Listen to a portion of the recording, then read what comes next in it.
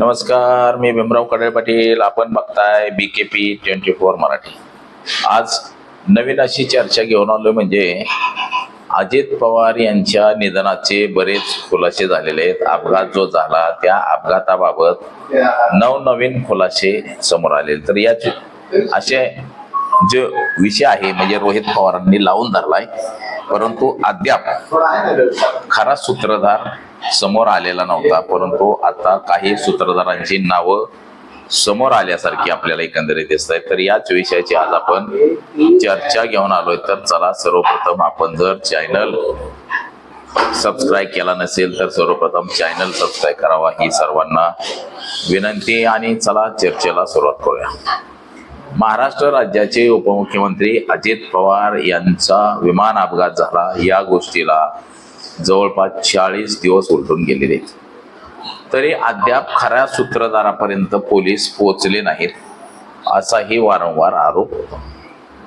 या प्रकरणामध्ये CID तपास करतोय, त्याचबरोबर इतर काही एजन्स्या सुद्धा तपास करतात आणि त्यानंतर रोहित पवारांनी खाजगी संस्था सुद्धा तपासाला लावलेल्या आहेत की नेमकं काय झालं, खरंच अजित पवारांचा अपघात झाला का अजित पवारांचा घात झाला, हे सगळं शोधण्यासाठी नवीन संस्था नवीन एजन्स्या सुद्धा त्याच्यामध्ये भर पडलेली आहे.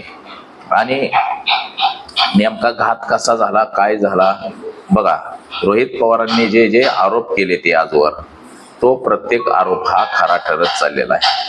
विमानाचा अपघात झाला, त्याचा ब्लॅक बॉक्स मिळाला, त्या ब्लॅक बॉक्सला सांगितलं गेलं की बाबा ह्याचा डाटा खराब झालाय.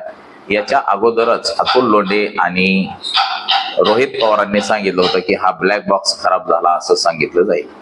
आता हे जे कंपनी आहे, विमान कंपनी, ही भारतीय जनता पक्षाच्या एकदम जवळच्या माणसाची VCR कंपनी आहे, म्हणजे शिंग म्हणून आहे त्याची कंपनी आहे.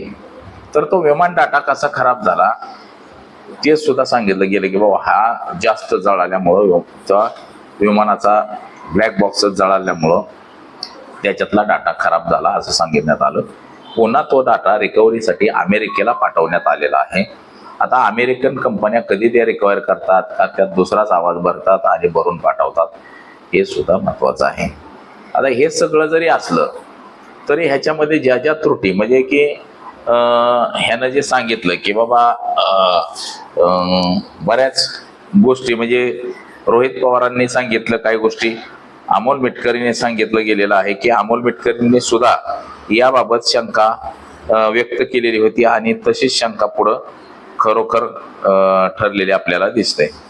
तर याबाबत बघा, रोहित पवार यांनी कालच जे काही हे खुलासे समोर आणले होते ते सुद्धा आपण बघतो.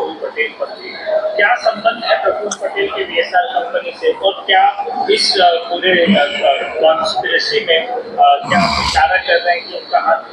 देखो, अगर आपके पास कुछ इन्फॉर्मेशन है, अगर VK सिंह के बेटे रोहित सिंह के शादी के लिए आप और आपके बहुत एक पास वाले OSD जो हुआ करते थे शर्मा, वो अगर आप दोनों जाते हो तो वहाँ पे कौन सा नेता आया, कौन सा बिजनेसमैन आया जो VK सिंह को बचा सकता है या VSR को आज बचा सकता है, और क्यों बचा रहा है कि वहाँ पे कोई भी, मतलब उनके फैमिली में से VK सिंह और उसके फैमिली में से कोई भी जेल में वहाँ पे न जाए.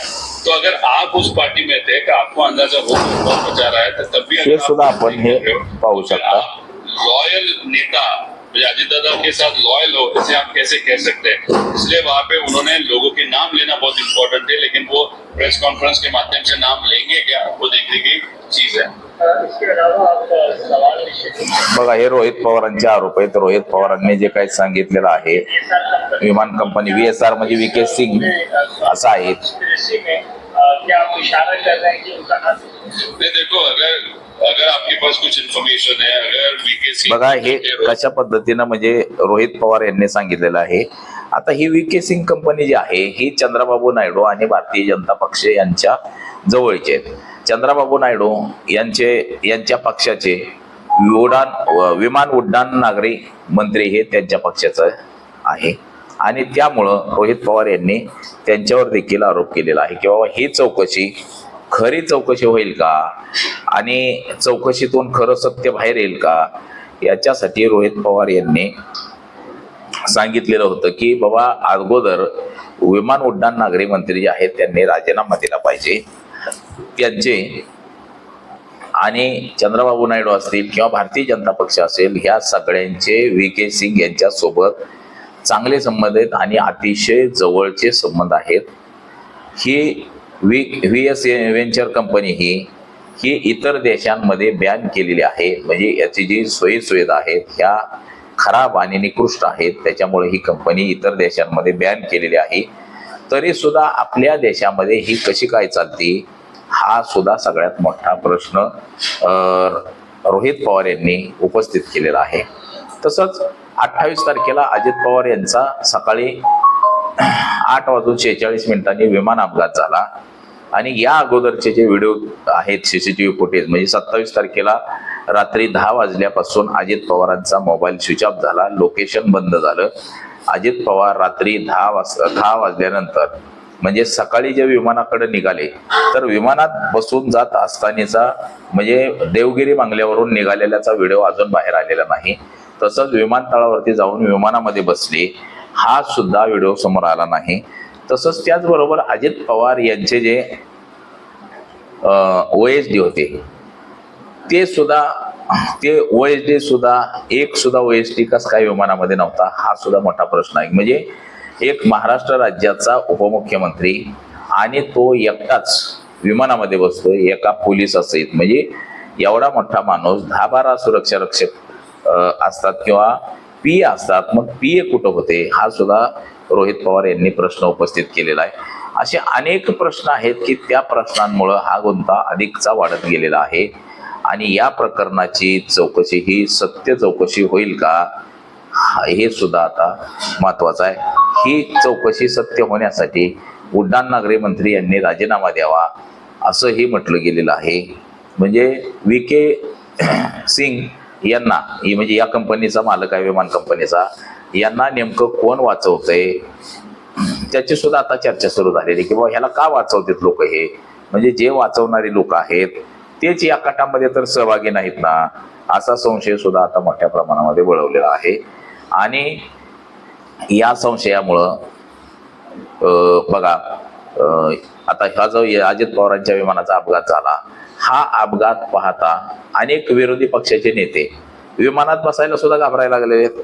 एकनाथ शिंदे आणि त्यांच्या सगळ्या सहकाऱ्यांनी असं सांगितलं की बाबा आपल्याला आता विमानातच बसायचं नाही आणि VSR कंपनी तर हे खराब आहे त्याच्यामुळे या VSR कंपनीमध्ये बसायचं नाही आपल्याला, कारण की हे विमान कधीही क्रॅश होऊ शकतं, याचा अपघात होऊ शकतो. आता अजित पवार यांच्या बाबतीत असं घडलं त्यामुळे एकनाथ शिंदे सुद्धा सावध झालेले, तसंच महाराष्ट्रातले सगळेच विरोधातले नेते सावध झालेले आहेत. मात्र अजित पवार यांच्या मृत्यूचं गूढ जे आहे हे असंच अजून तरी बनून राहिलेलं आहे की बाबा काय आता अजित पवारांच्या मृत्यूचं गूढ उकळणार आहे का नाही आणि याच्यावरती दबाव कोण आणतंय. आता हे असंही बोललं जातं की बाबा हे विमान जेव्हा बुकिंग केलं 7 वाजता संध्याकाळचं त्यावेळेस हे विमान गुजरातमध्ये होतं, ते गुजरातवरून पाठपाठ मुंबईमध्ये आलं आणि मुंबईमध्ये आल्यानंतर बघा परिस्थिती अशी झाली होती की ज्यावेळेस विमान बुक केलं त्यावेळेस चार्टर्ड प्लेन ते जे विमान होतं त्या विमानाचा नंबर वेगळा आला, त्याचे पायलट वेगळी नावं आली होती आणि ज्या वेळेस विमानामध्ये बसलं गेले त्यावेळेस विमानच बदललं गेलं, दुसरं विमान होतं त्याचे पायलट सुद्धा वेगळेच आले. आता त्या व्ही.के. सिंगनं जबाब दिलेला आहे की या सगळ्या गोष्टींना जबाबदार हा पायलट आहे असं सांगितलं गेलेलं आहे, पायलट जबाबदार आहे.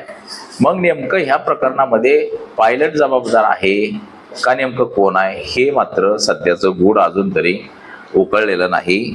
मात्र अजित पवार यांचा जो विमान अपघात झाला या गोष्टीला भारतीय जनता पक्ष सुद्धा तेवढाच जबाबदार आहे असा संशय सुद्धा आता लोकांनी घ्यायला सुरुवात केलेली आहे की बाबा यामध्ये भाजपच्या वरिष्ठ नेतृत्वाचा हात असू शकतो आणि त्यांच्या सांगण्यावरूनच हा विमान अपघात घडला आहे असं सुद्धा आता काही लोकांना वाटायला लागलेलं आहे आणि ती शक्यता सुद्धा तेवढीच दुसर आहे.